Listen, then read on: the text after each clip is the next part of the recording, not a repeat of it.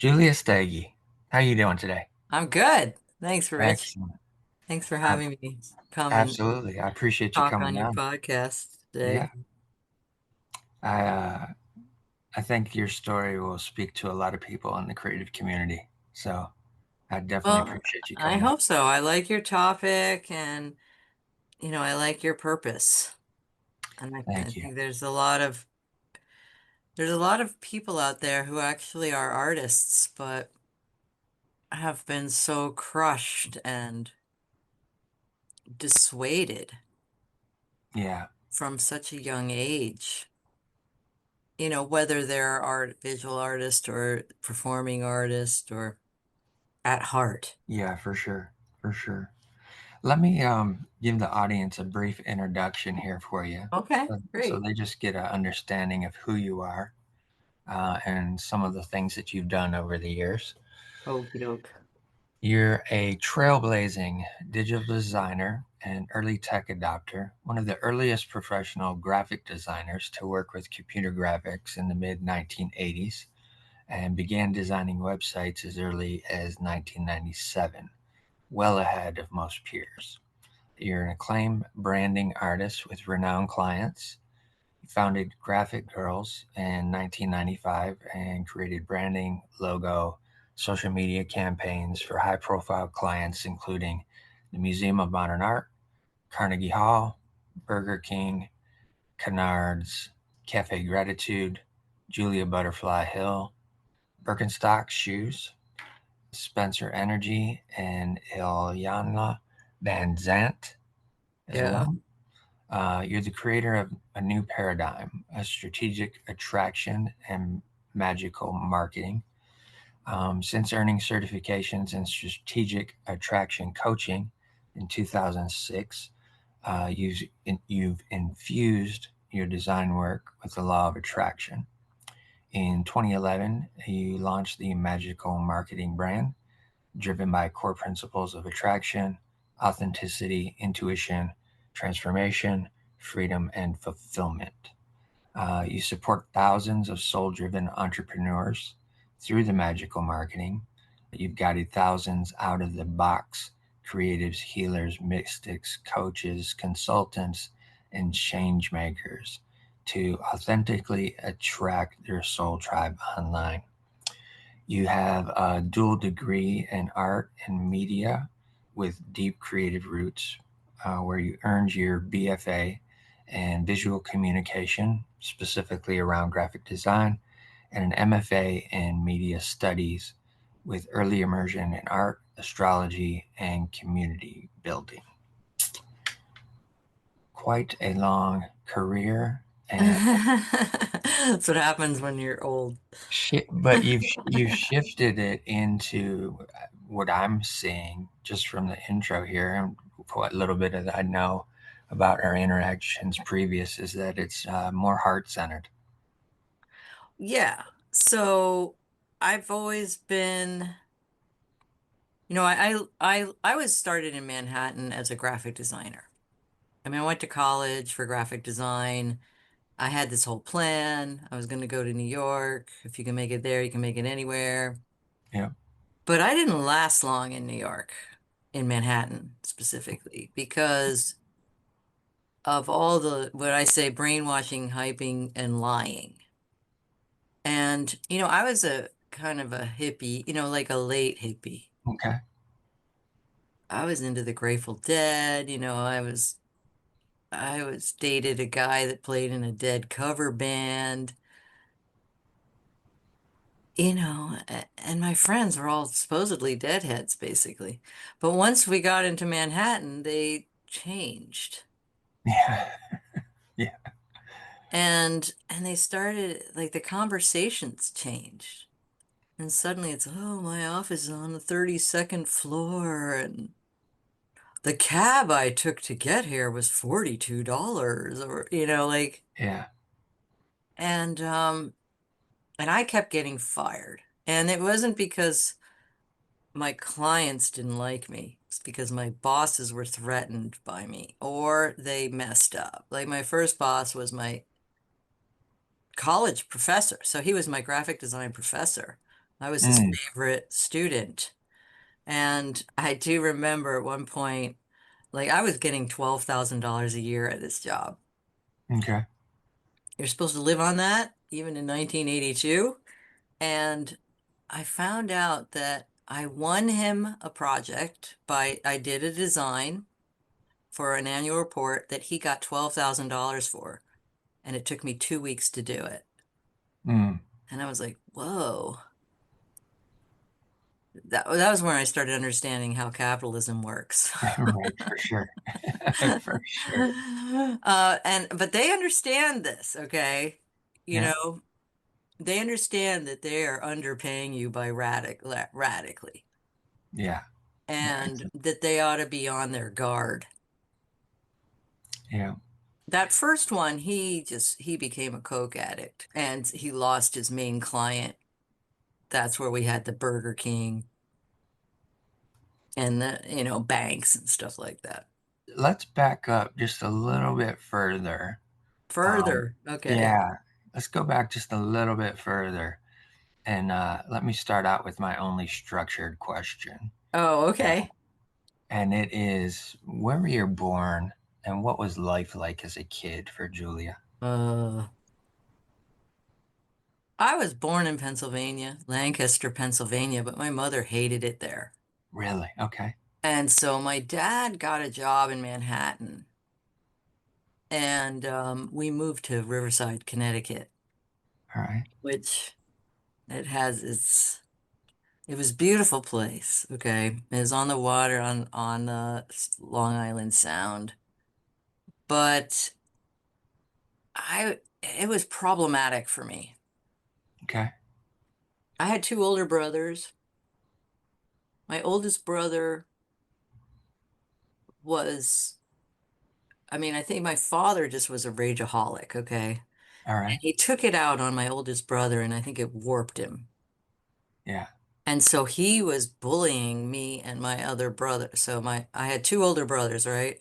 Yeah. So my eldest brother was bullying the other one and me from a Uh, very young, so I was being bullied from age 4, wow. and that's like threatening to punch you or punching you, never enough to bruise. So it's more like bullying than really physical like harm. Yeah. Um, and So I was always on edge. My dad is there yelling, my mom's crying, and my other brother's punching us and bullying us and bossing us around. And, so that was kind of the scene. Yeah. And lovely house in Connecticut where everyone's insane. And I'd like to say I was born with a magenta crayon in my hand.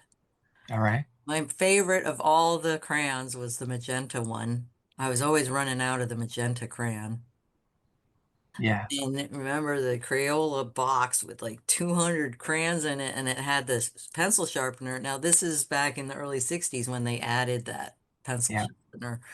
And so I was coloring all the time. My earliest memories, I did a logo, like I guess it was a self-portrait, Okay. but my arms were coming out of my head. All right. And my brothers would tease me and I'm like, your arms don't come out of your head. And I'm like, yeah, they do. So Right. there was that. Yeah. And I also remember coloring at my friend's house next door and her sister coming out and going, you can't make Jimmy Olsen's hair green. And I'm like, I can't? Like, I just did. What Yeah. do you mean I can't? So there's always this, you can't do that. You're doing that wrong, that kind of thing. That's what artists get. That's what we get. Yeah. Somebody's always got an opinion. Right. It was so funny. I did a snowman drawing, but I was like 5. I did a snowman drawing for my grandmother, and she put it on her piano. She framed it. She loved it. And she was a landscape architect, so she was an artist in her own right, Okay. an artist of the land, let's say. And Yes. she said that she thought the most funniest thing, her friend came over and said, ugh, modern art. Looking at she's like, my 5-year-old granddaughter did that. Yeah. So, everyone has an opinion. But I was really into drawing. And also by the time I could write, I was really into creative writing too and poetry and stuff like that. Okay. So all of that, creative stuff. My father's side of the family, they were pretty creative. My grandmother was that landscape architect. My dad was kind of a cartoonist. He just didn't decide to do that for his career. He was a salesman. Oh, Um, really? Interesting. but yeah, he was a writer. He wanted to be a novelist, but he kind of gave up on it. Okay. I think early, okay? And my aunt, though, she was a painter and also a clothing designer, and she had gone to Parsons School of Design when she was like Oh, cool. 17 or something. She was like Yeah. pretty precocious. But she had gotten pregnant and got married young, so she was always whispering in my ear, like, you should be an artist and you should go to art school. Okay. So, and my father had started a business when I was about 10, and he had a graphic designer that turned out was my best friend's father. Okay. So he took me to that studio when I was about 13 and said, you could do this. And they had all these posters. So this is like in the early 70s. The posters were very groovy. And he was like, you could do that for a living. So I think there was a lot of encouragement in some regard, but it was contradictory. Yeah. Yeah. And so by the time I was in high school, I was I kept applying to the Art Honor Society, this thing, Art Honors, you had to apply, show them your work, and they rejected me. So they rejected me all 3 years of high school. And I was just like, what the hey, Yeah. What? And then, so there was like people would say, "Oh, you're a really good artist," and then I would get rejected. That was just my entire life, okay? And but I don't think I'm unique in that regard. I Yeah. think It's the that artists paradox are of just thought. discouraged. And Yeah. I applied to go to Syracuse University to go to their art school. Okay. And my mom had found that place. She's like, "I think you'd like this place." It was the only place I really liked. So it was the only place I applied, and they rejected me from the art school. Mm. And I was like, what the hell was going on here? But they accepted me in liberal arts. And so my counselor said, you should go and then reapply from within. So that was stressful. I went and I reapplied. I took all the art classes I could that were transferable. And I reapplied, and the guy was like, I don't know why they didn't let you in to begin with. I was like, okay, that was only 8 months of torture or whatever it was of my life, not Yeah. knowing. And so I went to art school. And then things happened like I took a painting class, and the guy my friend had recommended, and he said, oh, you're Gretchen's friend, right? And I'm like, yeah. And he goes, well, she's a good painter. And he's like, so, graphic design major, huh? And I said, yeah. And he said, that explains it. On the first day of class, in a painting class, and you should probably put those paintbrushes down. I'm like, I'm not gonna put what are you talking about? Day one? Yeah. But I was such a rebel type. My brothers were beating me up, right, when I was a little girl, so I'm not gonna take your shit. Yeah. That's kind of how I was.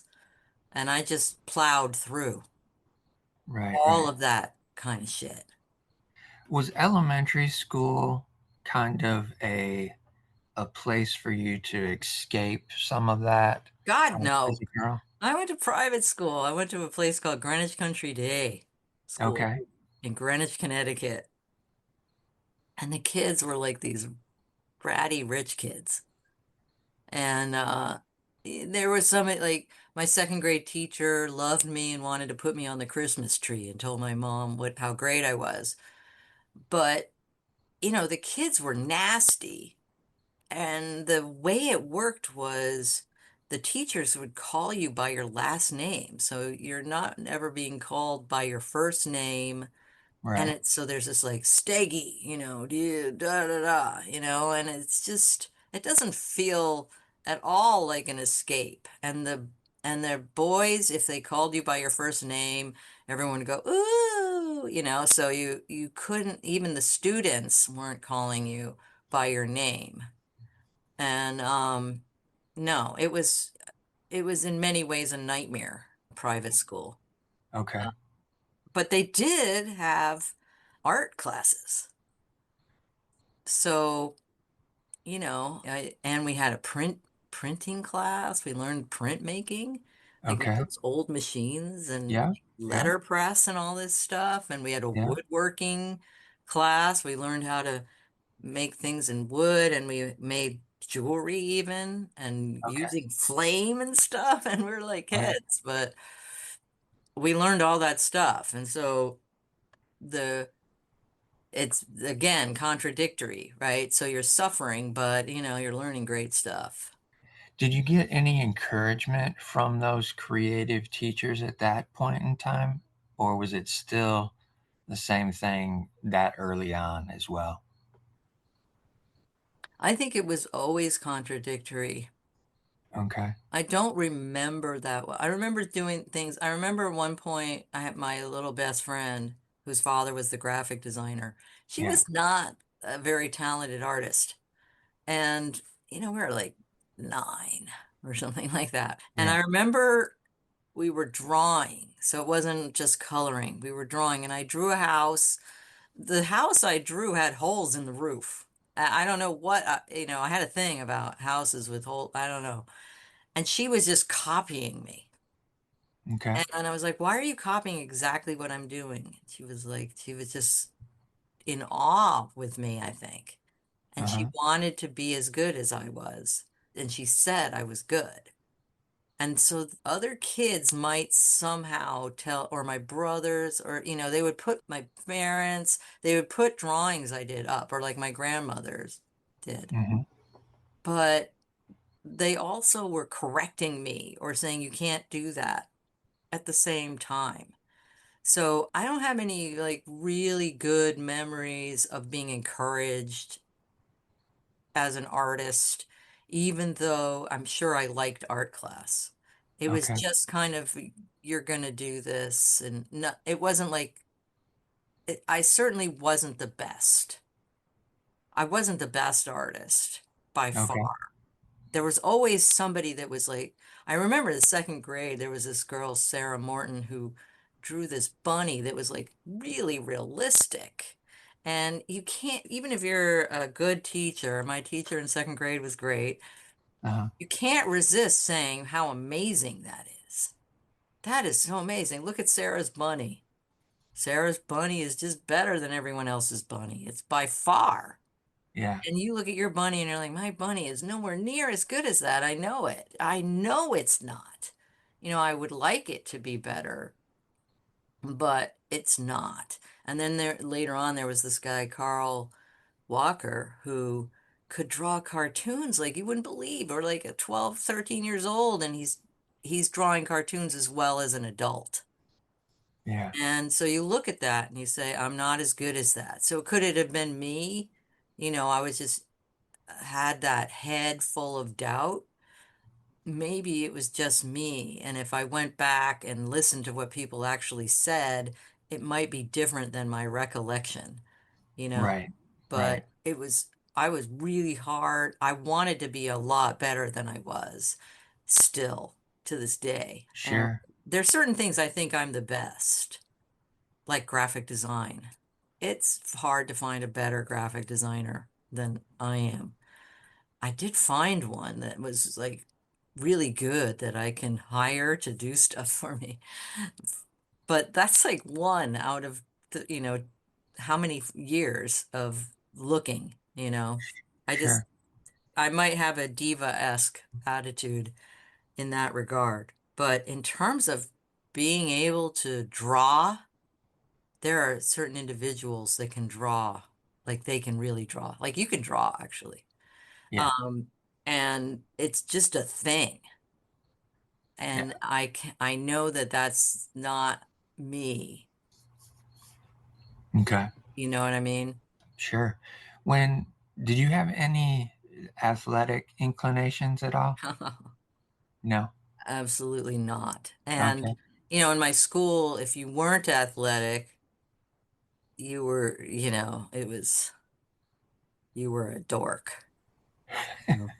Okay. In the ninth grade, you're supposed to be on the first team for softball, say. Yeah. Me and a couple of friends of mine, we were on the third team, I think. All right. Which means that we were with seventh graders or something like that. And Gotcha. I remember they were taking the team photos, and we tried to hide out in the gym, and they went and got us. They wouldn't let us hide out. We wanted, like, let's not be in the photo. We were just so embarrassed. Right. But, Right. they did let us play. And I was a reasonably good first base person. I could always catch the thing, but they didn't let me into the first team. So yeah, not sportsy. Okay. How about music at that time?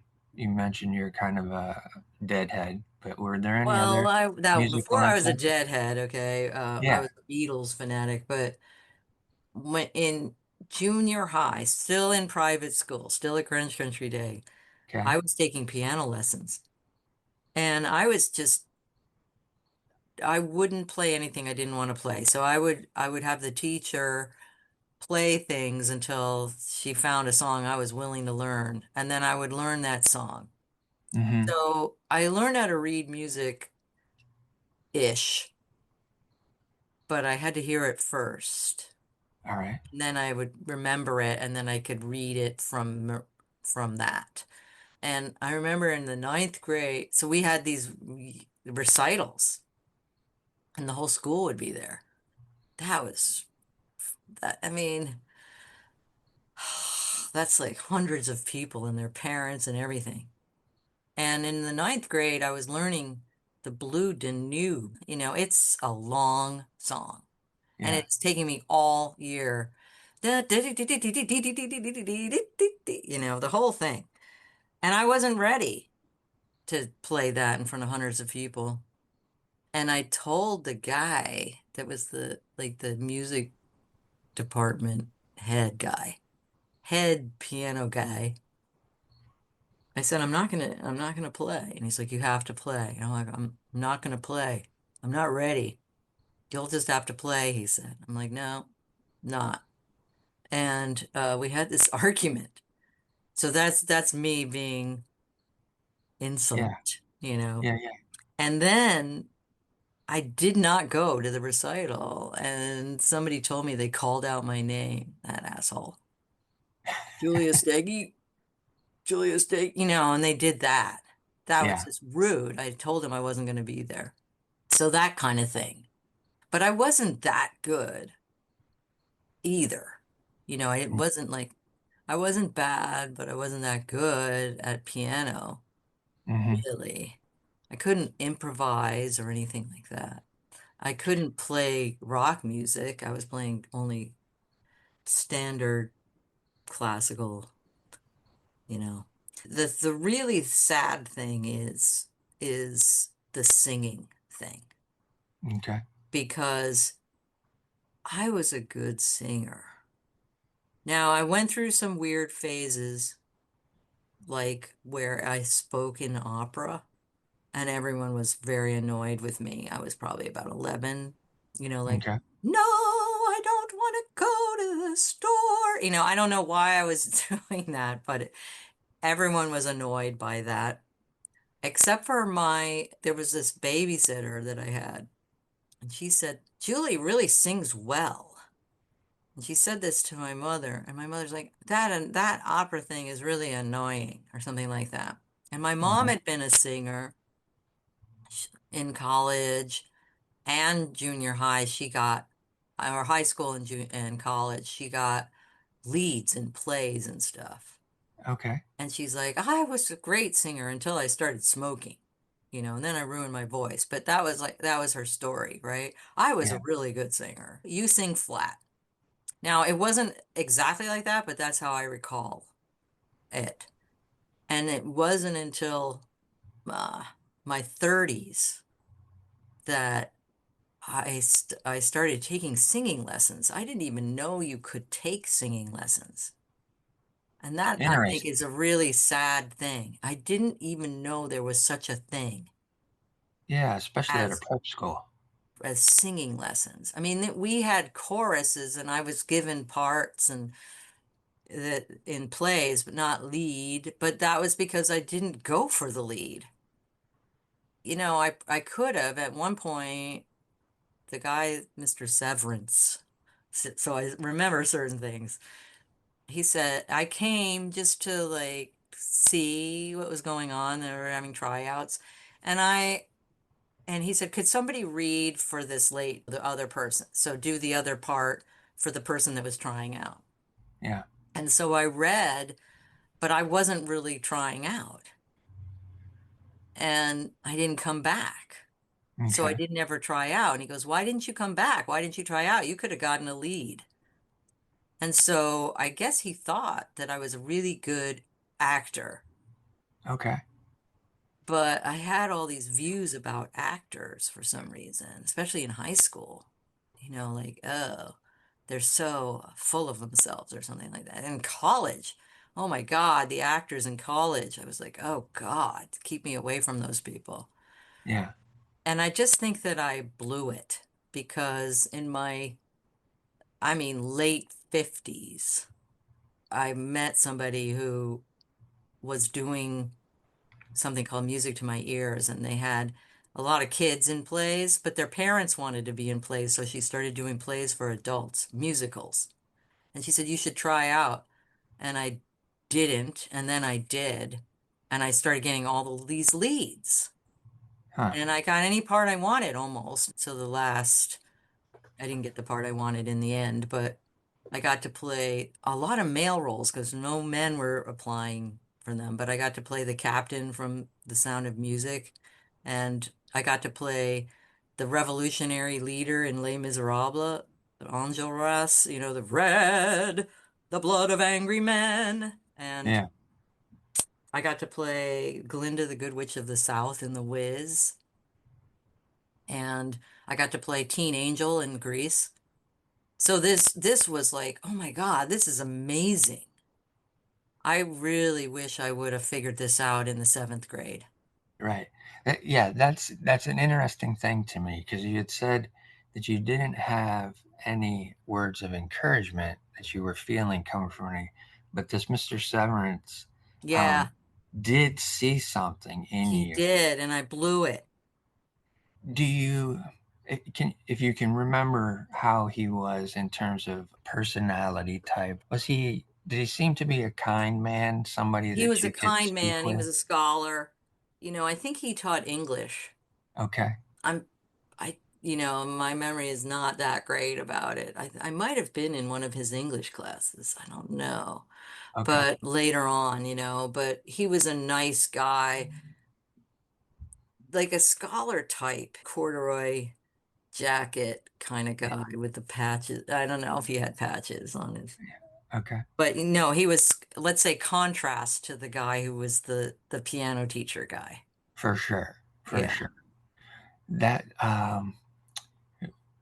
I'm already fascinated by this guy because of all the people that are around you who are creating this lack of confidence and also creating this rebel within who is just going to go against anything that you feel is right for you as an individual. You Right. have this I'm going to sense, go against the norm to do what I yeah, you have feel this like. sense of Yeah. individuality as a younger girl that needed to go her own way. Well, there was him. There was also this guy named Mr. Maris. And Mr. Maris was an English teacher. I'm pretty sure he was very encouraging. He was a Okay. Quaker. Okay. Different mindset, And different way of thinking. he was an older guy, pretty old guy, probably 70 something. And this is in like the eighth, ninth grade, seventh, eighth, ninth grade, right? Uh-huh. He was the leader or the teacher for the art and literary magazine. So, Okay. I got into that art and literary magazine every year from when I was 8 or even earlier. So my poetry got in, my drawings got in. Okay. And I had this dream, like I want to be on the staff. And you had to be in the ninth grade to be on the staff, and you had one chance. Uh-huh. And so I applied to be on the staff, and I remember that day because I had the biggest migraine. I had never had a migraine before, and here I am, like 14, 15 maybe years old, and I couldn't read the list. So I had to put my face up against the list of who got in. And I was having tunnel vision and everything. Okay. And there I was on the list. And so I got to be on the staff. Nice. And then I had to go I had to go to the nurse's office because I was throwing up and I had to go home, just from such stress. Yeah. But Mr. Maris accepted me and I don't remember what it was like to be on the staff. I only just remember that one wanting to be on the staff so badly. But yeah, we looked at all the art and I got into it, all the writing and stuff. And I kept doing that through high school too, Okay. with a thing called the other paper, which we accepted poetry and drawing and stuff, and we put together a paper.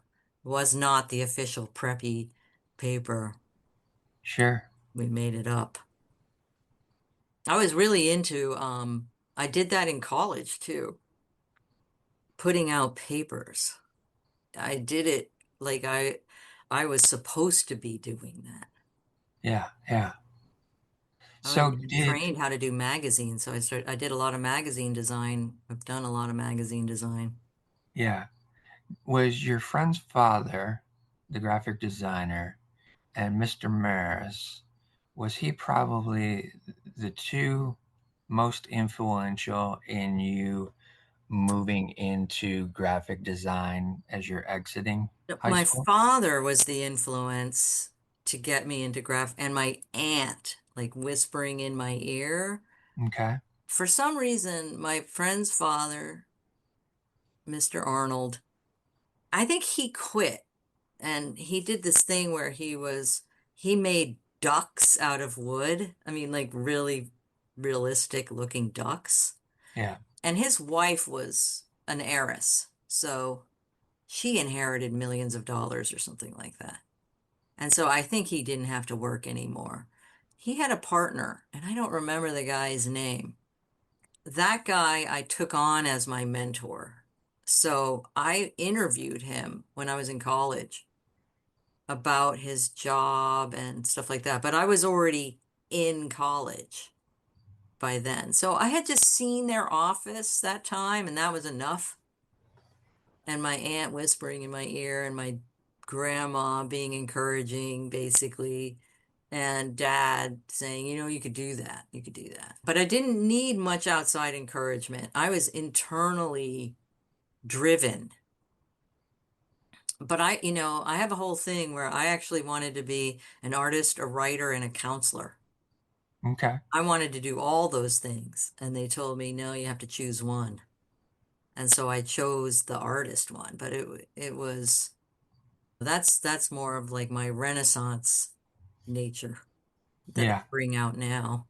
Which college did you go to? Syracuse University first. Okay. And then I went to Manhattan to be a graphic designer, like I said, and I kept getting fired. That's a whole other story, where my clients liked me, but my boss is like, I gotta fire you. And I left Manhattan, I was only 25. Right, but let's back up just a bit here because you got a BFA and an MFA. Yeah, the So, MFA came later. okay. But the BFA, was that from That's I'm from Syracuse? Syracuse in graphic design. I took photography as well. I did a lot of photography and like groovy photography, like multimedia. Like we were doing projecting photograph. So black, let's say a black and white photograph, projecting that photograph, so high contrast onto like a see-through acetate, Yeah. and then taking Dr. Martin's dyes and painting the photograph and then making prints from that. Okay. So that was fun. That was really creative. And then doing graphic design with those prints, that was also cool. I was learning how to draw. We did like figure drawing, Okay. and that the figure drawing teachers were really trying to teach us how to draw. I Yeah. don't remember them that well, but I do remember them being very conscientiously trying to teach us like this is what a hand looks like, and I Right. was doing pretty well with the figure drawing. That's why I had a bit of a foundation when I took that painting class to tell that guy, I'm going to do what I want to do. You can't stop me. He Sure. had a horrible impact on me though, that painting teacher, Yeah. Yeah. because, it took me 40 years before I realized that I could paint. And even while I was starting painting, which is about 8 years ago, I had this like, you don't know what you're doing loop in my head. And Hmm. I did a trance therapy session. It's a whole interesting story. I'll tell you later if you want to hear it, but where I understood that this guy was the source of that. Okay. Okay. How was student life in college for you? Well, at first it was a nightmare, okay, because I had a boyfriend finally. It took me forever to get a boyfriend. Okay. But my senior year, the last few months of my senior year in high school, I had a boyfriend. And um, then I had to leave him. And that just broke my heart. And I wasn't doing it all well. I was crying all the time. Plus, I wasn't in the art school yet. Right. So it was Right. like torture. Yeah. But there were other students there who were in the art school. And they were like, and I had some of my art up in my room. You're better than most of the people in our class, this one girl said. Uh-huh. Why didn't you get in? You're better than the other students who are in. And I think it was because I applied in New York, in Manhattan, instead of coming up to Syracuse. Gotcha. So there was some guy with a stick up his butt that was the one that was reviewing our portfolios in New York. Right. But Was your I but was they gonna say, I was just saying, like you were saying about the students there, yeah. What was they were student into life? getting drunk. I was really not into that. My grandmother was an alcoholic. My parents were like, don't drink because we have it in our blood, kind of thing. And so none of my brothers nor I ever drank. We smoked weed though, but Okay. we didn't drink. And I was just like, ew. Don't drink and vomit, I don't care about your partying, get away from me kind of thing. So there was a lot of that kind of drunken partying at that school. And it took me quite a while before I found my tribe there. Like at least a year All of, right. When you did find your tribe, what was that feeling within yourself of maybe feeling a group of acceptance or a sense of I can finally breathe yeah. around people? Well, there was one thing was you had to get into the art school and then you had to get into your major. And that all happened within the first year. Okay. So I got into my major. There was a definite sense of relief because only 20 people were going to get in to the graphic design major. Okay. And then my boyfriend and another friend from high school came up the following year. So he was there. So that was a huge relief. Okay. And then he was in a Grateful Dead band. Those two were in a band together. And so then they were attracting deadheads. And I always got along with deadheads. All right. They're, hippies. Yeah. And so suddenly I had this whole deadhead crew. But I also, at the same time, there was it the same time or was it the next year? So there were these girls, let's call them girls, that were a year older than me. And they let me use the studio space that I wasn't supposed to have. Okay. And but this one girl wasn't using her studio space. So I was hanging out with these older design majors. Okay. And I had the deadheads. So I was definitely started getting full of myself by then because it was obvious that I was actually one of the best graphic designers in the school. And so how I had been rejected all those years was a mystery, but it stopped mattering. And then I became everyone's favorite, except for like this one lady who she was like, "Oh, this is such a great design. Who did this? Did you do this, Mark?" And Mark's like, "No." "No, did you do this, Jane?" No, no. And then it comes around to I did it, and she's like, "Ow." She hated me for some reason. But her husband was also a teacher, loved me, loved everything I did. All of them, they all thought I was the best. So that changed me. Having teachers that actually thought I was the best, that painting teacher notwithstanding. But this is the best at graphic design, Right. not at illustration, not at painting. There's a distinction there. There were illustration majors who were mind-blowing, Yeah. but that wasn't me. Gotcha. How did your boyfriend feel about your creative talents?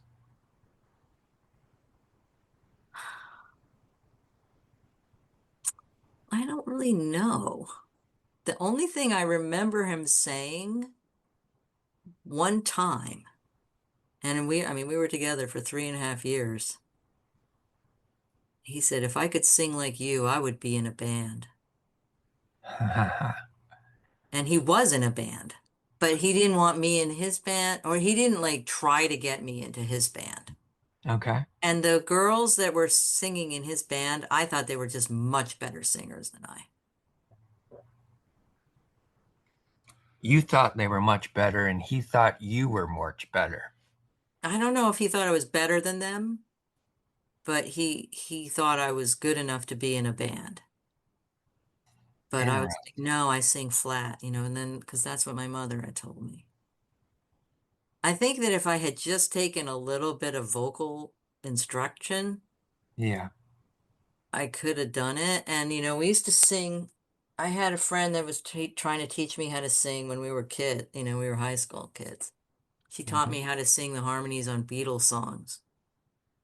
And one of my best friends, we did a lot of Neil Young singing in the stairwell, and she was good. She'd play guitar and sing.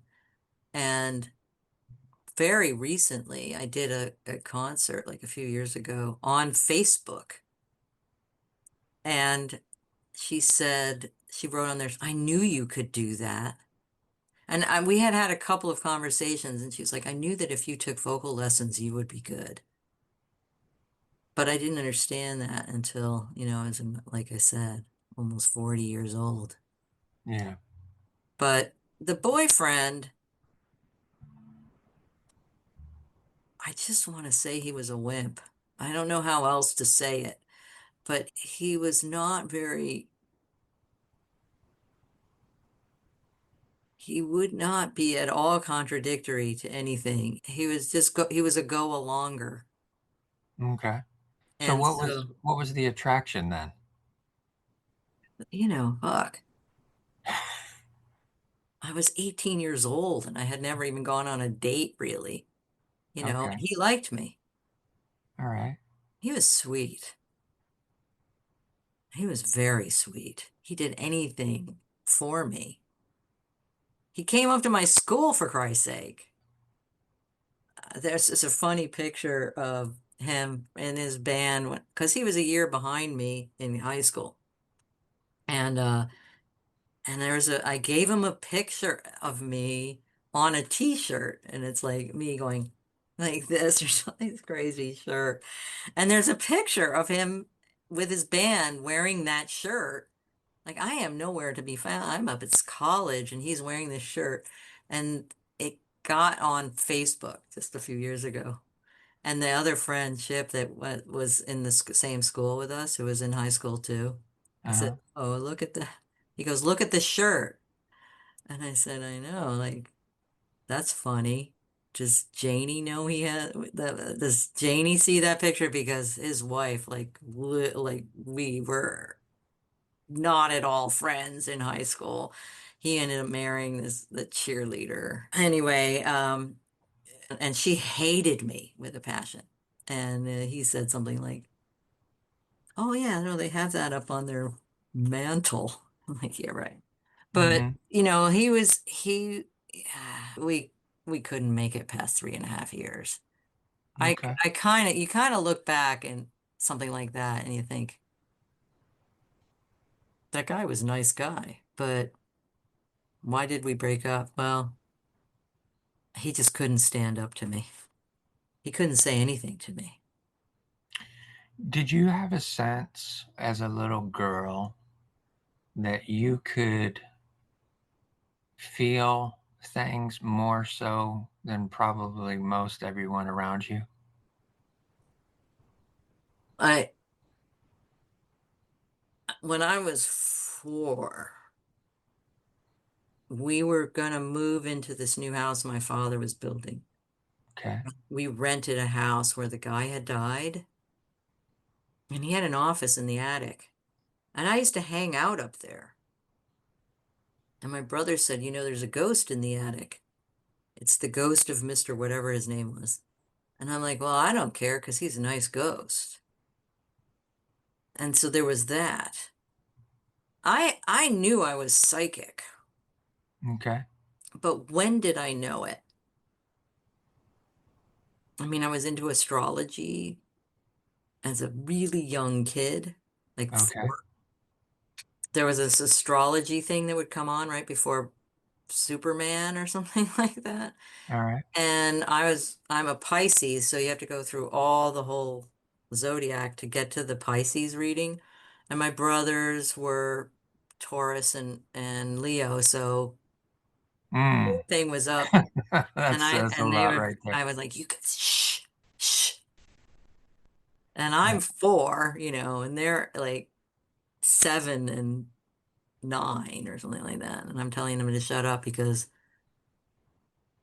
Pisces is going to come on. Definitely when I was in high school, I knew I was psychic. Okay. And I was also trying to read people. And I could read people. And also, even as a teenager, there was a couple of adults that I knew, like from work, that were adults sometimes would ask me for advice, which that's weird. I was just a kid, really. But later, my dad said something to my mom, like really much later. I was in my 30s or something, 40s even. Julia is wise. And my mom said, well, she's always been wise. You just didn't know it because you didn't talk to her about anything but what you Right. wanted to talk about. Like, I've always been wise. Is that what you think? I guess so. Yeah. But like, I started taking LSD when I was like 17. I went through a Okay. thing, deadheads and all that. And when I was on LSD, I could absolutely read people. I knew what they were thinking. I knew when they were hiding things. Yeah. I could, even at the Grateful Dead, I could tell that Bob Weir was really insecure. And if he hit a bad note, his whole demeanor would change and he would like back up to the back of the stage. And Right. then he would come back up again. And I was like, Bob Weir is insecure? And he would look at Jerry, like Jerry was God, which he was. But like, you know, and I remember seeing all these people and I'm like, oh my God, they're all insecure. Everyone is so insecure. And I remember seeing that kind of thing. And then I could still see it afterward when I wasn't taking LSD, but it was Hmm. just like an opening and then Yeah. I could see it all the time and I could read minds and I started taking classes in psychic development and stuff like that, but I was always into it. Yeah. Where I was going with it is I was wondering if there was a sense that you knew stuff about these people who were not as kind to you as Mr. Severance and the other guy that you had, the other teacher that you Maris. had, more Maris, Maris. Maris, Mr. Maris, yes. My father was really the one that I analyzed the most, right? Because he was kind of vicious, okay? He would call us names. Okay. And I mean, he was a joker, so he teased us all the time. But he was tough minded. I remember once I said, Dad, I get it now. You're just like your mother. And Mm, he like, we were driving and he like pulled over to the side of the road and he turned around and yelled at me in the back seat, like, don't say it, like I really hit a nerve. And then when I would say stuff like that to him and he would say, don't psychoanalyze me. But I totally did psychoanalyze him. And right. I knew what his problem was. His father died when he was a kid, and his brother died the same year, got run over by a car. Oh, And left wow. him and then his sister left. So he was suddenly alone with my grandmother, who was very Yeah. German. And Okay. he was just a kid. And I think it just ruined him. Yeah. And it broke him. And then he went into the Navy, and they were going to get killed in Japan. He didn't. They didn't make it there. They bombed Japan with a nuke. But so I did psychoanalyze him. And I knew like if he's that way, that's just no, he's not the only one. Bullies, bullies are insecure. Yeah, for sure. But I didn't know that men were romantic or loving, until I had that first boyfriend. I thought they were just all mean. Mm. Boys and men, they don't have feelings. It's an interesting dichotomy that you're bringing up uh, uh, about the boyfriend in terms of the fact that he was kind, he was loving, he was into you, but you also described him as a wimp and that he couldn't stand up to you. Yeah, right. So that was my mistake. He was more like my mom, and then I would waffle between like somebody like him, and then I would go off with some asshole. Okay. Okay. Okay. Yeah. Yeah. Or I, somebody that wouldn't even go out with me. yeah. I get it. I would be unrequitedly in love with for years. Yeah. And that just kept happening. Okay. Okay. Uh, I ended up with my father. Gotcha. And my therapist tells me, like, God, your description of your father sounds like your husband. Yeah, I'm not the only one that's done that. Yeah. He's All kind of right. like my brothers and my father all put Yeah. into Yeah. one guy. Yeah. It's familiar, right? It's like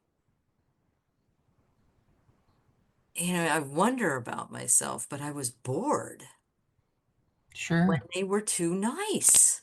If they would Hmm. do anything for me and they wouldn't argue with me, then Yeah, because that those formative years created that response within you on a nervous level to where you needed, if you didn't have that kind of feedback, contradiction, yeah, if you didn't have that kind of feedback coming at you, it didn't feel normal. So your nervous system was already in a state of heightened awareness of I what, kind of had to have that to to oppose it yeah, exactly. because the rebel wouldn't have anything to do then. I have to kind of be like, fuck you, I'm going to do my own thing. Yeah, Or else I'm too relaxed. I don't know. I don't get stuff done. I even do that to myself. So I'm kind of my own slave driver. yeah. Well, it makes sense. It makes sense. I mean, that those are the things, and two, that's why I have these conversations because I want to look at each individual guest's early childhood development and how that formulates into where they're at today in the world and how that journey is taking place for them. If Right. we circle back to getting out of college and going to Manhattan and starting to get fired from these jobs, First, I was hired, hired and then right? fired. Yeah. So first, I was hired. Like, I remember the guy that was my teacher, R.A. Cooney. I mean, I was his favorite student. It was obvious. And he would fly up to Syracuse on Fridays and teach us. And then he had his own studio. And so I'm applying for that job. And right when I'm going to apply, this guy that was in my class, but was like he was my nemesis. He was like a boring designer, but sometimes he would get the accolade. He got the Mhm. best designer award. And it was clear he wasn't, in my view. I was. Yeah. And even one of his best friends said, he shouldn't have gotten that award. That was your award. But just because one of the teachers was pissed at me for some reason.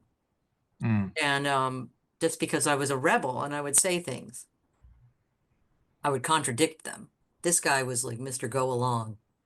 And he's walking out of the office. And I'm like, what the hell are you doing here? And he was like, I'm applying for the job.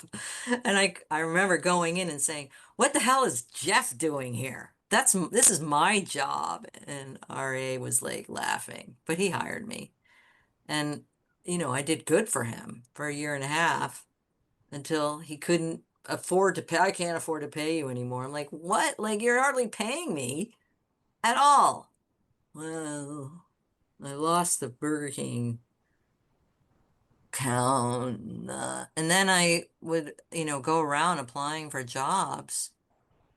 And these highfalutin graphic designers were like, you're really good. And then they would refer me. And so I would get these jobs, but then something would happen. They don't care. They just work your ass off until they're done with you and then you're out. And my last job was this guy. He said, I've interviewed 200 people and he hired me. And then I just remember doing all this amazing work for him. And one day we were doing a magazine design and the editors took us out to lunch at the Russian Tea Room, which is like the most expensive place in Manhattan you can have lunch. And one after the other, they were praising me for my designs. One after the other. And my boss is sitting there listening to them. No, we've never seen anything like this. This is awesome. Which he used to be the designer, right? And so the next day he calls me in the office and he's shaking and he's like, "Oh, show me those logos you're working on." And I show him and he's like shaking. And he's like, "These are very good. These are very good designs. I'm gonna have to let you go." And I'm like, "You're gonna have to let me go out of your office or you're gonna have to let me go out of my job?" Oh, well, I have to let you go out of your job. I'm like, really? Why is that? Well, you don't know how to talk to printers, and I want to go to Europe in the summers, and I need somebody that knows how to talk to printers. I'm like, you've never even brought me to a print house. You think I can't talk to a printer? Oh, no, I'm just going to have to fire you. But I'll give you 2 weeks severance, and I found you another job. And I'm like, you asshole, you're afraid I'm going to take all your clients. I didn't say that, but that's what I knew. That's the reality of the marketing world in Manhattan. It's dog eat dog, really. And so, after I left Manhattan after that, I was just like, fuck all these people. My friends are all sellouts. Oh, I'm on the 32nd floor. Oh, I spent $50 on a drink and it does like what are you talking about? And they're doing advertising for cigarettes, for alcohol, for pharmaceutical drugs, shit that kills you. Maybe saves lives, but come on. Most of it kills you and bragging about it. So I just got the hell out of there and went to Illinois. Did you go to Chicago, Illinois, No, or I had a friend that had found the cheapest law school in the country, okay? and it was at Northern Illinois University in DeKalb, Illinois, 60 miles west of Chicago. So most of the kids in that college, and I'm 25, right? She's Okay. like, "Come here." I was like, "I'm getting fired." And she was like, "Come here and hang with us." And then I made like 3 friends in 3 years in Manhattan, and I made like 30 friends in 2 days in DeKalb. That it was the Midwest, man. It's a lot different, I'll just say. I experienced it as like heaven in comparison. And I was like there for one day. I'm walking down the street. Hey, Julia, hey, come with us that's what it was like. And plus I was from Manhattan. I was amazingly groovy in comparison, they thought, and everything I did was remarkable. I was in the paper right away for clothing that I was wearing, which was very interesting. How did And that come about? I met some people, right? I ended up having a boyfriend there for 6 years who was like the campus radical, really. And he lived in this place, and one of his roommates, she was on the staff at the paper, and she was like, "Your clothes are really cool. Can I do with like a thing where we take pictures of you in your clothes?" I'm like, "Okay, I just got my clothes in Manhattan. It's normal in Manhattan, but it's weird in DeKalb." So there was that. My friends were student activists. That caught, and here I was all angry from Manhattan. Yeah, And I also noticed that the men that graduated were making like 32 grand a year, and my friends, girlfriends were making 16 within 3 years. They got double what we were getting. yeah. And so I was pissed off and feminist and ready, ready to fight back. And they were really creative. That DeKalb was really cool. There were artists, musicians, poets, activists, and they blended all of that together. And we'd have these parties, we called them hootenannies, and people would either sing or read poetry or rant. And Yeah. we raised money and we fought against the administration and won. We were winning battles against the administration. Like they were drug testing the sports kids, on scholarships. Uh-huh. And we fought against that and won. So they had to stop drug testing while we were there. We got them to divest from South Africa when there was apartheid in South Africa and stuff like that. Though once we really started fighting against their tuition increases, we didn't win there. We got in trouble. He got arrested, and there was a real revolutionary sociology professor, a dialectician, a Marxist humanist, and he would come to our meetings. And anytime there was some kind of a debate on what we should do or what we believed, he always had this incredible insight. He was a sociology, like critical thinking guy. And so we started doing study groups where we were reading Marxism and Hegel, like philosophy and really deep shit about how to change society. Really intense. And Mhm. that was when we met people from all revolutions, all movements, from all periods of time, from all over the world. That was really remarkable. So that's how I became a revolutionary. I was Okay, going to and art school. Yeah, that's where I went to grad school in DeKalb. They let gotcha. me go for free.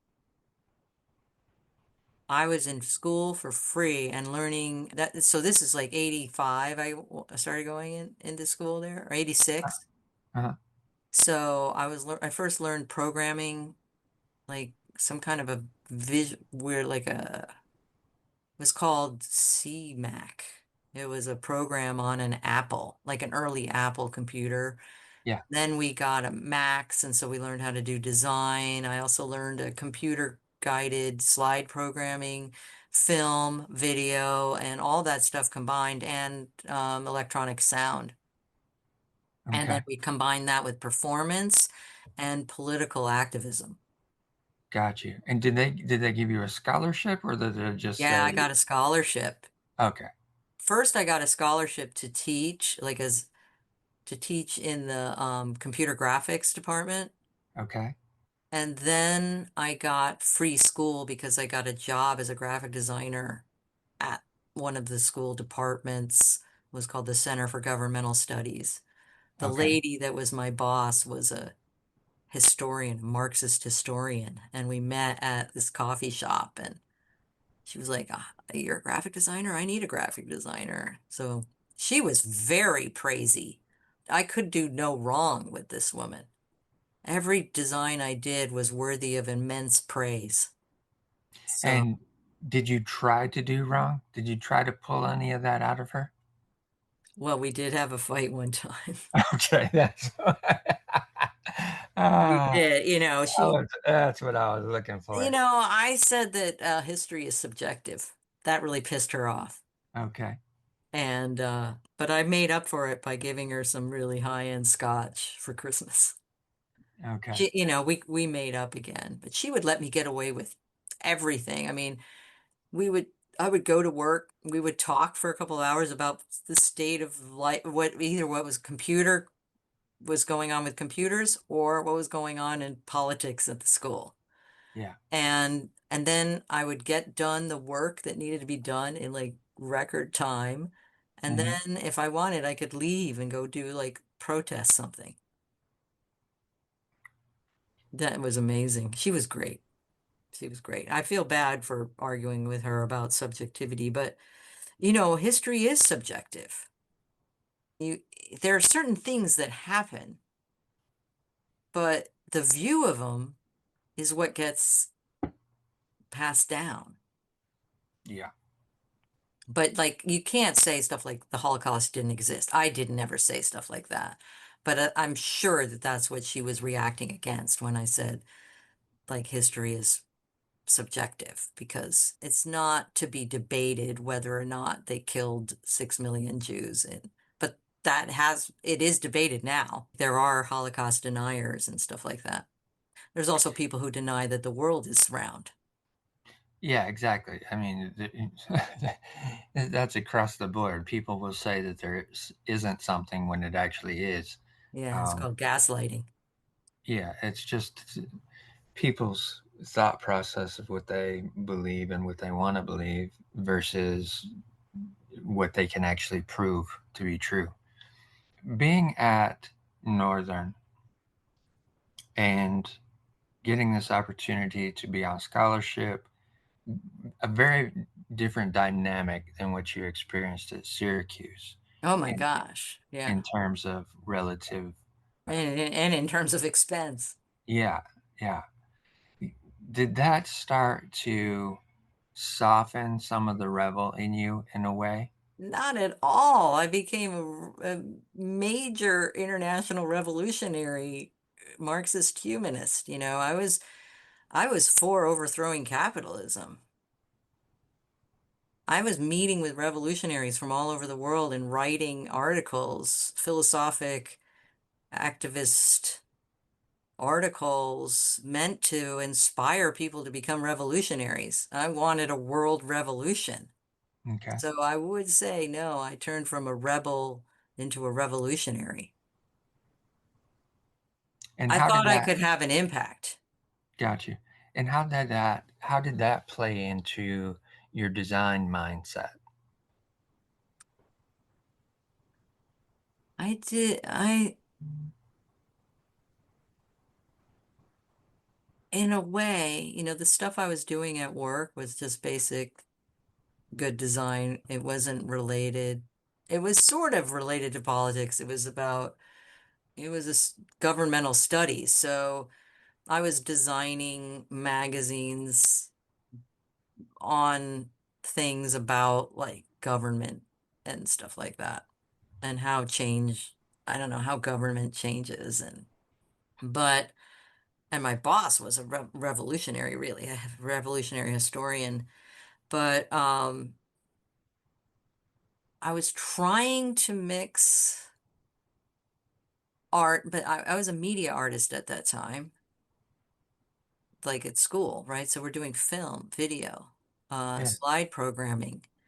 And so I was weaving philosophic principles into the art that I was creating, and they had a performance component, so we had people coming. And I was trying to get across some pretty heady stuff.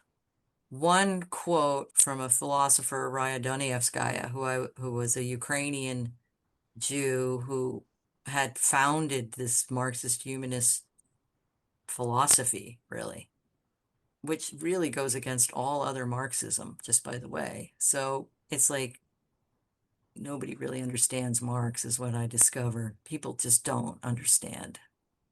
Marx was a humanist. They try to say he was a determinist and that, Stalin and what they did in Russia has anything to do with Marx whatsoever, which it has nothing to do with Marx or China or anything that exists. That no society has been created that has that vision of human creativity and human power, which is its own end, that kind of thing. But one of my favorite quotes from Raya Dunayevskaya is creativity is not just a great artist, but when masses in motion so uproot the old that a whole new continent of thought is born. And I would put that stuff like that in my slides going by and stuff like that. People are like, I don't know if I really my teacher, he was like a media guy. And we used to have all these really deep conversations, but at a certain point he just couldn't follow it. And so I did what was called a defense of my let's say my senior or my last year, my MFA defense. And it was called Creativity and the Idea of Freedom. And I was following out like how Mao, like there were all these artists in China who were revolutionary artists, and Mao like jailed them and stuff like that. And how I was talking about how socialist realism is not freedom, and it's not even revolutionary. It's propaganda. And so I was looking at what's propaganda and what is freedom. And I also looked at what they do to kids and how in even that if we go back to second grade and like Sarah's bunny is better. there's this sense of discouragement from, and I was making the point that everyone is creative, that it's naturally human to be creative, and that trying to compare people or saying one person's better than another person is what destroys the natural creativity of children. And painting teachers, I don't know if I talked about my painting teacher in that one, but like teachers who will tell you that you're not very good just because they're insecure about their own abilities, that destroys the natural creativity that is ours as humans, Yeah.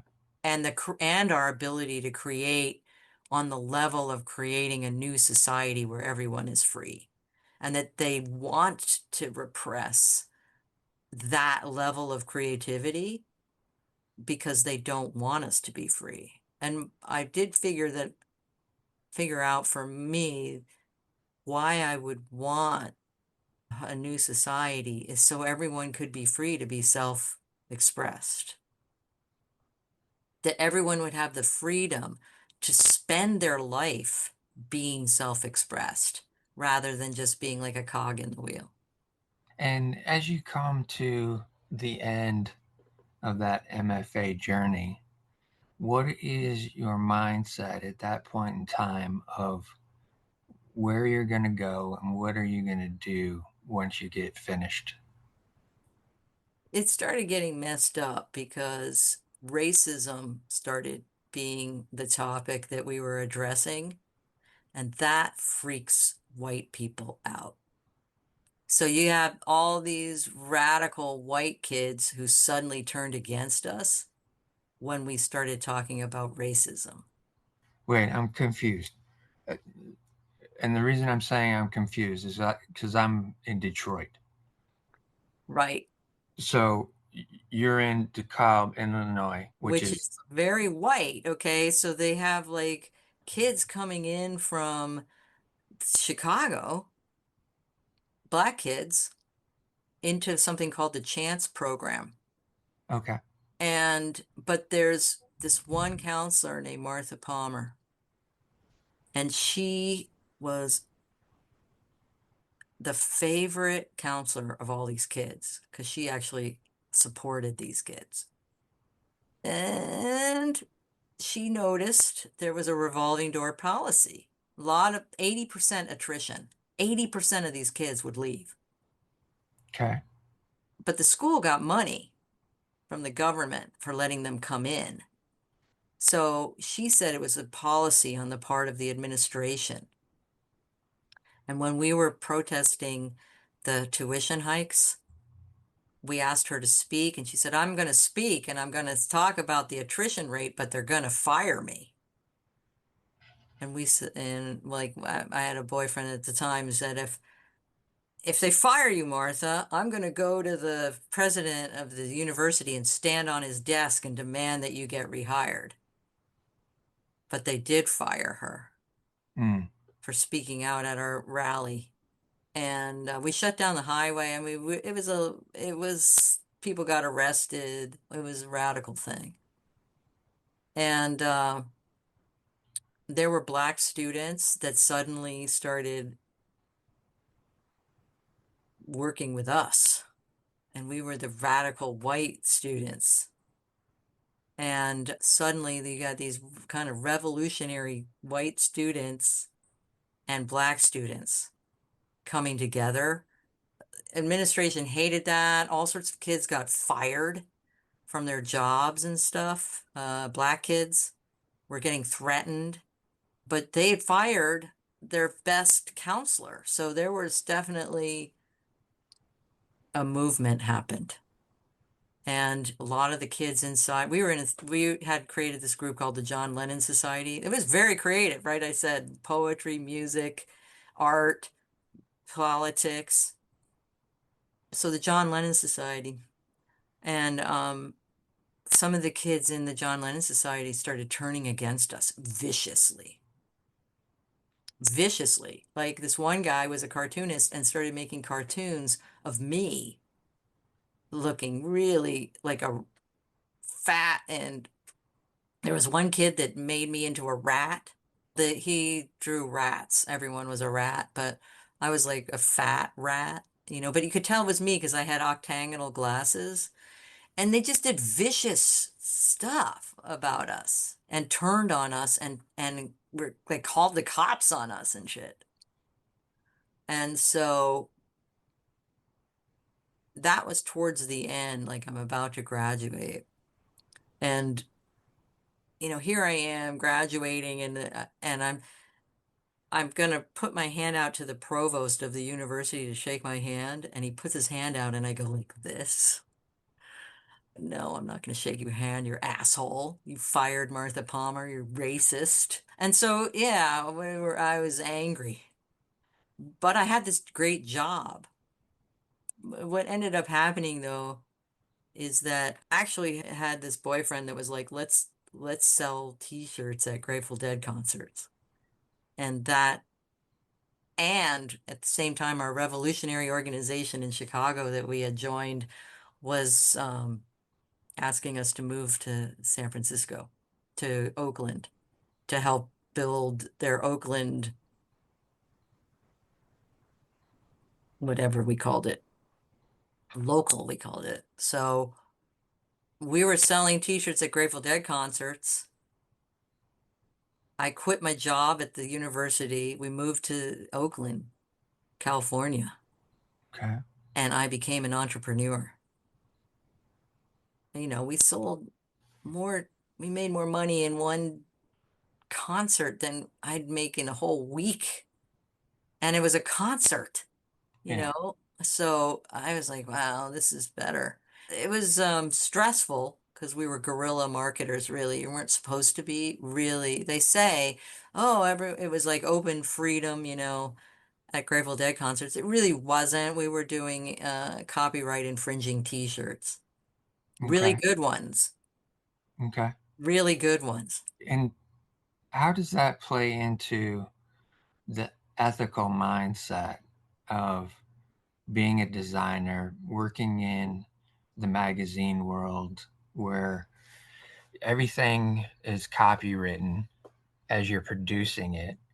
All the writers that are submitting works are, it's being protected by the Well, let me just say magazine. this, because there's something that happened to my dad that totally changed my view about copyright.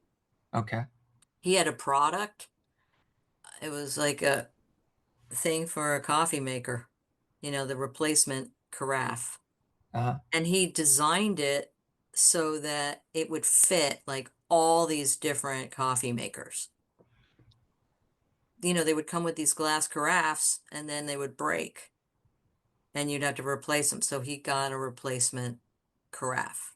This was the best thing he ever came up with. And he was kind of an inventor kind of guy. And not everything worked, but that worked, except for this catalog company in Canada stole his design and started selling it. So he was selling through this catalog and then they stole his design, even though it was copyright protected.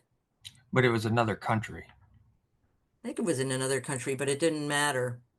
You said it was There a was a Canadian lawsuit, a big lawsuit, and he Canadian company. Yeah. had to settle. They had more lawyers and they sued. I mean, he sued them, but they had more lawyers, they had more money, and they ended up settling, and he just ended up being able to pay off his lawyers and had to go bankrupt. Okay. And so I realized, a copyright is completely pointless unless you have the money to defend it. That is Yeah. just the facts. And then I also had people stealing some of my designs, but they were other activists, and we were doing buttons for political stuff. And people were stealing my stuff. And even on Dead Tour. Now, there was a guy who did Calvin and Hobbes. He didn't copyright protect his own cartoons. He refused to Okay. copyright protect his own cartoons. So we did a lot of Calvin and Hobbes stuff with lyrics from Grateful Dead concerts. Those did well. but we did stuff that you couldn't even do legally. We tried to do it legally, but they wouldn't let us. Who wouldn't? If the Grateful Dead wouldn't let us. Okay. So we said, hey, we want to design Grateful Dead t-shirts and yeah, you can do it, but you can't sell them at concerts. And we were just like, okay, we won't do it legally then. They also required all sorts of insurance and stuff.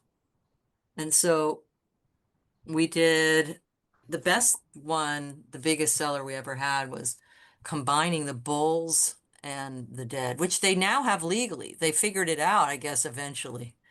But we had one and we called it Great Bull Dead World Champs. And this is when there was Michael Jordan.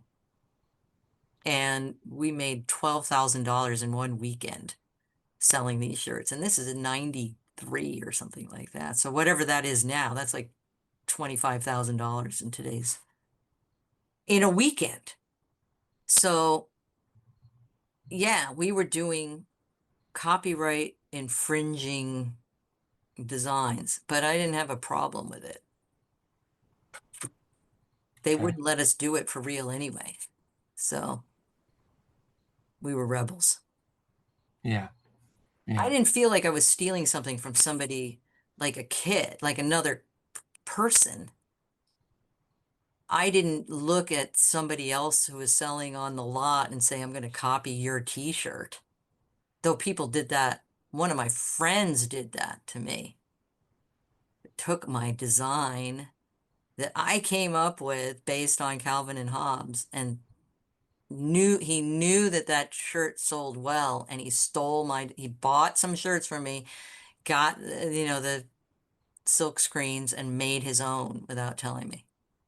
That I would find that's different in my view than the Grateful Dead who are millionaires using their logo on a shirt. Got you. I Can can you? make a few $1,000. I'm not hurting them in any way. Okay, so it's not about the theft. It's about whether or not you're hurting somebody. It's not quite theft because if you look at what the Grateful Dead designs were, like their artists, they were using art from like the Day of the Dead. They were using, it's basically like folk music. Now, you want to say that Bob Dylan stole the music from Woody Guthrie or all the black people that were doing their folk music? Or is it part of a folk music tradition? I mean, you can debate this stuff. I'm pretty good at debating it. Okay. But the art that the Grateful Dead were using, it was derived from other folk traditions. And so we were just continuing the folk tradition of that art. It's just that they decided to copyright stuff. And even the Grateful Dead, there's a guy, Stanley Mouse, who did the Skull and Roses, which was derived from Day of the Dead Skull and Roses, but they were stealing. I mean, they were putting his artwork on tickets and not paying him. My husband actually, before I knew him, defended Stanley Mouse and won, had to sue the Grateful Dead for the use of the art. That is stealing, okay? When you hire an artist to do something for you and then you use the art without paying them, that is stealing. When you create something that is derived from a folk art tradition, I don't consider that stealing. I consider Okay. that a development of the same tradition that birthed it. Sure. When did you get to the point in your creative journey and career? Did you start to shift into presenting and working with other individuals and to try and convey to them to be authentic and allow that to be the thing that moves them forward? You know, Jerry Garcia died. Okay, so that was the end of that whole thing. We weren't going to do t-shirts on tour anymore. And I, one, like the boyfriend that I had, he started doing, well, we had broken up, but he started doing website design and asked me to do websites for him, design websites that he was programming. And I was like, websites? So I created my own website in like early 97 and I started cold calling around. And I noticed like one of the first people that I cold called was a feminist astrologer. And I was an astrologer, back in the way day. Being a feminist and an astrologer, that's kind of unique because feminists don't like astrologers and astrologers don't like feminists. I mean, they don't usually get along. And so I wanted to talk to her. And I was really fascinated by her, and we did a website for her. And it was natural for me. I also took Landmark Forum. The Landmark Forum changed me a lot. So I was like 38 years old. Here I come in like being angry, revolutionary feminist, but I also thought the world was against me. And when I took the Landmark Forum, I realized that I was creating my own reality in a lot of ways. It was difficult to get through some of the like, well, what about actual real people who are oppressed? But still, there is a sense of we are creating the reality that we're living in. And one of the big things in Landmark is authenticity. That's probably where I got that word. And I was working with people, I was like, you want to be yourself. And then I started getting into law of attraction. Law of attraction says like attracts like. If you're if and what you seek is seeking you, which is a Rumi quote, but that's basically law of attraction. So if what you seek is seeking you, that target marketing isn't really where it's at. And it's not about targeting people and convincing them to do something. It's about being recognizable as who they're seeking. And to be recognizable as who they're seeking, you have to be authentic. Well, that was how I figured it out anyway. And so all of the work that I did from like 98 on was mostly, I would call them now soul-led entrepreneurs. I called them spiritual entrepreneurs, or they were people who were highly creative and doing their own thing, more so than political activists. The group I was in split in the late 90s. The revolutionaries, they Hmm. couldn't even get along with each other. And, it was a lot of race that split that one up too, by the way. Um, Okay. Race is a really divisive thing in this country. White people are fucked up, excuse my French, but they don't like black people. And you can see it right now. Anyone brown, you're out. We'll send you to Guatemala. But, I started seeing that there were contradictions inside of the activist world. And I also saw in Landmark that they were able to create revolutionaries in a weekend. If you get off your shit, you automatically want to help other people.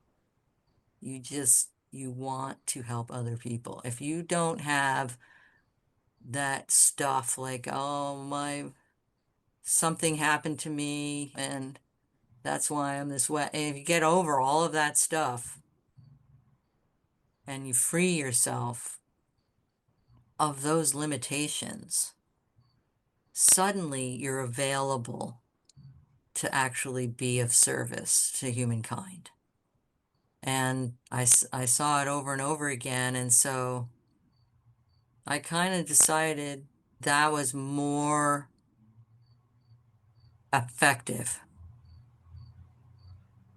Being authentic and kind was more effective than arguing with people about how they should change the way they think. You actually can't change the way people think, is what I discovered. I mean, that's these transformational workshops were the closest thing I ever saw to changing, but they had so many rules. Landmark, I don't know if you're familiar with it. Have you ever done the Landmark Forum? No, Do you have friends that did and try to get you in? no, I've never even heard of it. Oh, wow. There was a thing in the early 80s called EST. There was a guy named Werner Erhard. He started it. Okay, And there's a lot of viewpoints about it, but transformation is really, I mean, it's about distinguishing between your story and the reality and seeing that you made up a story about it and that you can make up a different story, one that's more inspiring to you and calls you into doing good things in the world. Put it that way. That's like a shortening of it. okay, But I consider that before and after. Before and after Julia. In fact, I was Julie before that, really. And then I was Julia after. The more that I got into marketing, internet marketing, the more I see how they're no different than those people in New York. They want to brainwash you into buying shit from them. They don't care how it gets done for the most part. They're willing to lie to their customers. I find that abhorrent. And that always pisses me off. But I've also made almost a career of checking them out and seeing how they do it. And, I go to their things, they invite me. I see behind the scenes. Like one of my pet peeves is something that's called cart reopen. And that's where they do all this, all the hundreds, thousands of people are being told, buy this thing, and you only have until Tuesday to get it. Cart's closing at midnight. You have to buy this now, whether you're ready or not. And there's a lot of group, like kind of like Kids R Us on Black Friday, or whatever. Toys R yeah, Us, right? Yeah, they're like killing each other to get to this Cabbage Patch Kid or whatever. So it's like that. And then they close the cart, and then 2 days later they reopen it. But they say something like, well, a lot of people still want it in, and we changed we lowered the pay plan to just 97 a month and blah blah like that. And Alexa, stop. And it I was like, wonder if they're lying or if they really are, people were really asking and this and that. And when I got to be partners, joint venture partners, affiliate marketing partners with these folks, they tell you as a partner in advance, they're going to be cart close on Tuesday and there's going to be a cart reopen on Thursday. And here's the emails that you send out. And the emails say, we decided, as if we just decided. And I'm like, so you're having dozens of partners send emails out to their people saying, basically lying to them, lying to their customers. That just really freaks me out. I'll call you back. That kind of stuff really irks me. And so I'm willing to say the opposite of whatever they say in public. A lot of things that they say, I don't think are true. Just even how you're supposed to run a business or how you succeed at marketing and things like that.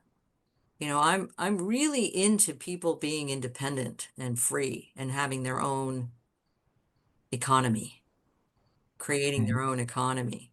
If I can't change that we're a capitalist country, at least I can help people to make their own way and not have some boss that's going to fire you or whatever. And so I think authenticity is the opposite of what these folks are really about. And I And think once now that we're in the robot age, standing out, it'll make you stand out if you're honest. It's really throws people for a loop. And if you're authentic, which is a vulnerable thing to be, it's like you're revealing the truth about you. You're not trying to pretend that you have your shit together at all times and always have for your entire life. I make some eight figures, or whatever. I vote whatever. Listen to me, kind of thing. and how does that uh, present to the clients that you have in terms of what you try to encourage them to do the most? What has really come to me in the past 5 years is that coming back around to that it's natural for us to be creative as humans. Many of my clients naturally came to me having multiple abilities. And so I've been doing websites since 97. People would come to me and say, well, I'm a Reiki healer. I also do astrology and something else. I'm an artist. And do I need three different websites? I want to show my art, I want to talk about the Reiki, and I want to talk about the astrology. And so I would say, I think not. I think we can come up with a way to unite all those things cohesively because you're the one that learned all those things. And so there's something at the core of you that had you learn those things to begin with. And I would ask them, like, why did you learn that? Why is that important to you? When did you notice that you learned that? When did you notice that you could read people's health by looking at them? When did you notice that? How did you express that as a kid? Similar to what you're doing here, Yeah. right? When did you notice that you could read people's bodies? When you were 6? Well, yeah, actually, I had invisible friends or whatever, right? And they would tell me things, but then my parents told me I was crazy or tried to put me away, so I stopped. I would hear these stories. And me personally, like I said, I wanted to be a writer and an artist and a counselor when I was in high school, but I had to choose one. And even then, they make you choose again. So you can't just be an artist, you have to major in something. Graphic design can't be graphic design and photography or painting. It's graphic design. That's it.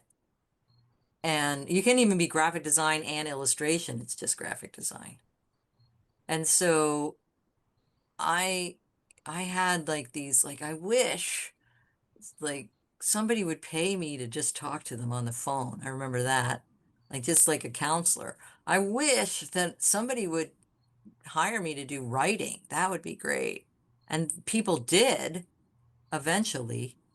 And I started, but I had this kind of feeling, oh, I wish. Who really was impressive to me was Peter Jackson, who did the Lord of the Rings movies.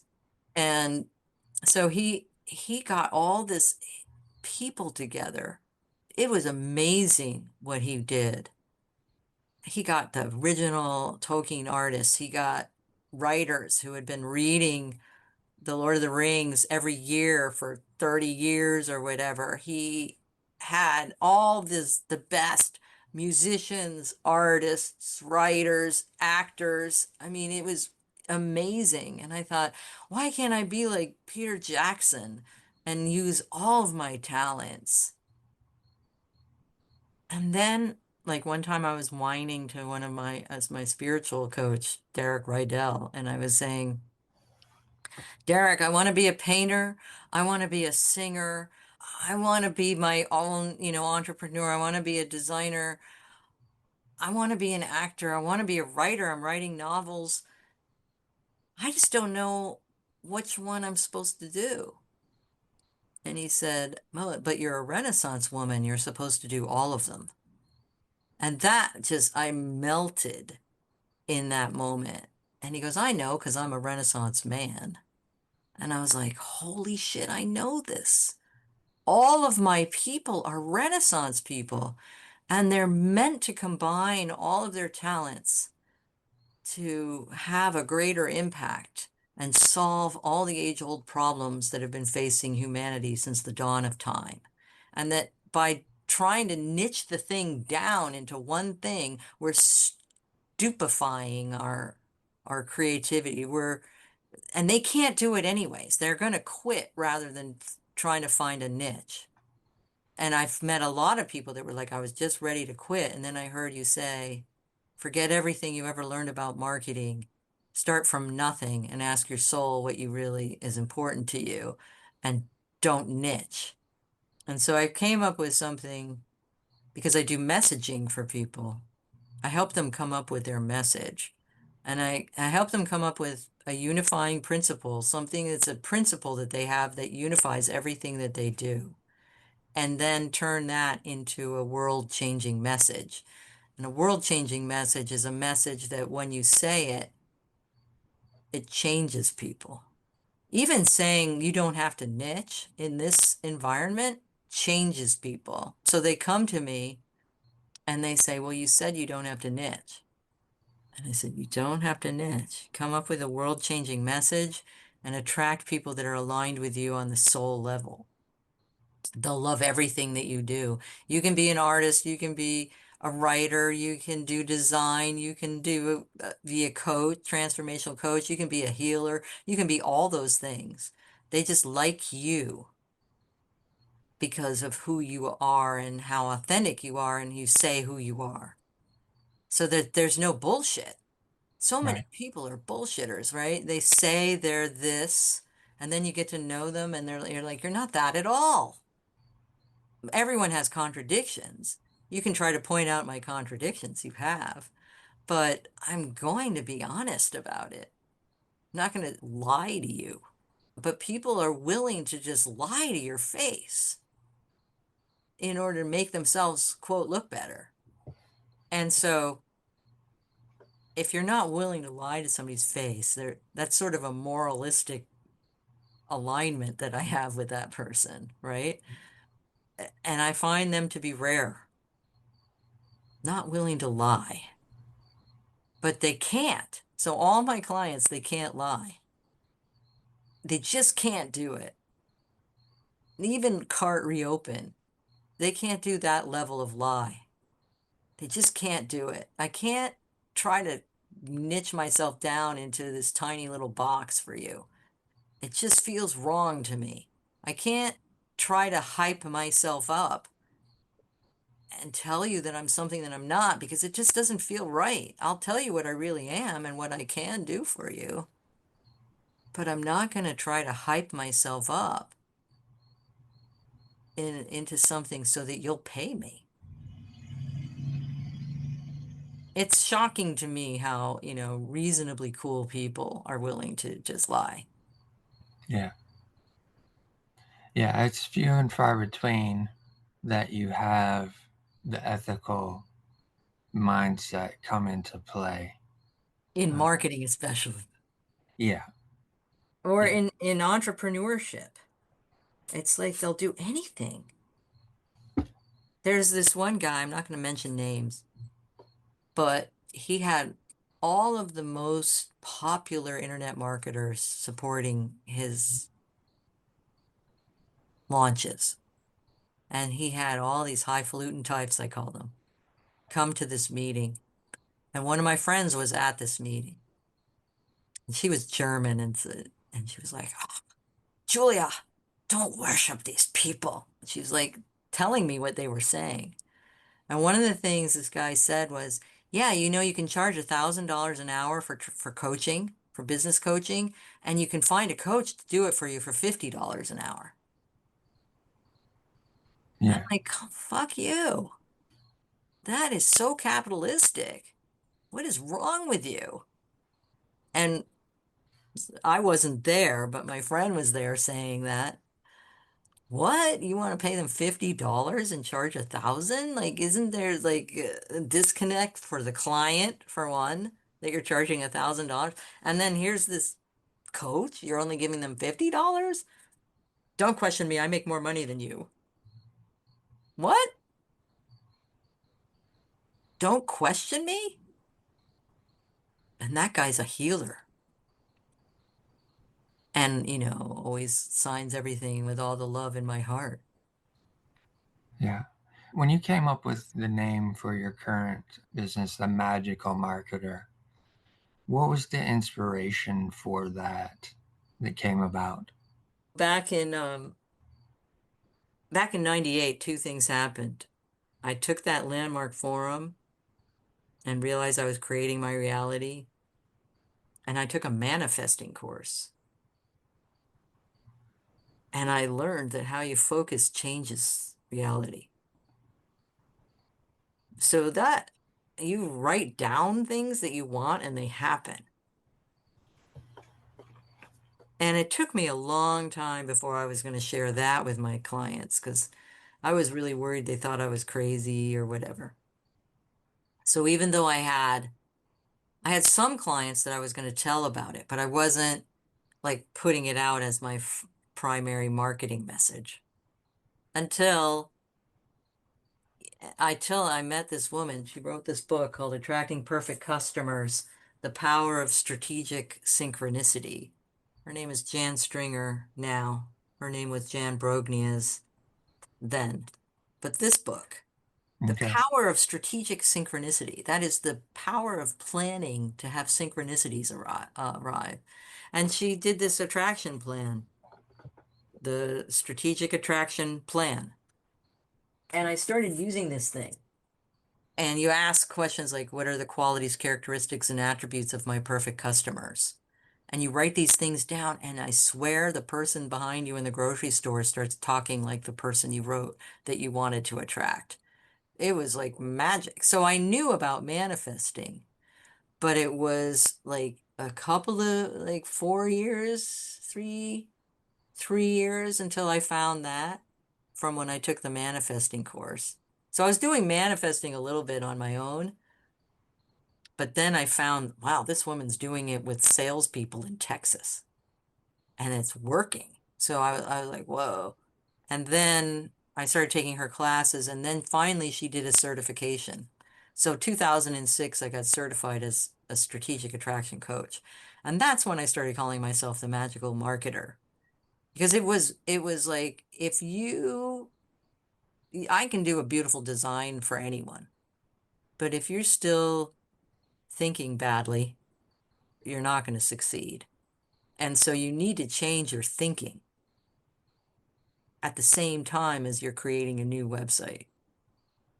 And I started having people do the attraction plan first thing. I started giving it away as a freebie on my website almost 20 years ago. And I still do. You go to my website, you'll get this, I call it the Soul Tribe Attraction Playbook now. But yeah, I started doing that. There was one thing that kind of turned it all around. One of the questions in the attraction plan is what do I want my perfect customers to expect from me? And just that word expect, I was like, ugh, I don't want them to expect. Stop. I know. What do you expect? That kind of thing. Yeah. But then I realized, wait, what if I designed their expectation? That's different. Okay, what if I want them to expect that we're going to do the attraction plan? And everyone that I attract expects that we're going to do the attraction plan. That's a totally different feeling than they're going to resist it and say, what the hell are you doing? You want me to do what? You crazy person? And this is before The Secret came out. When the movie The Secret came out, millions of people were doing law of attraction all of a sudden. Before that, it was weird. It was right before that I got certified. But so I just started calling myself the magical marketer and putting it out there that the way you think about your marketing changes how you attract clients. And So that becomes the magic. that's the magic part. Yeah, that's the Excellent. magic part. Yeah. Excellent. And I think that would be a great place for us to end on that note for today. And one of the things that I always want to remind the audience at the end of each episode is to listen to your heart, but also be kind to your mind. Yeah.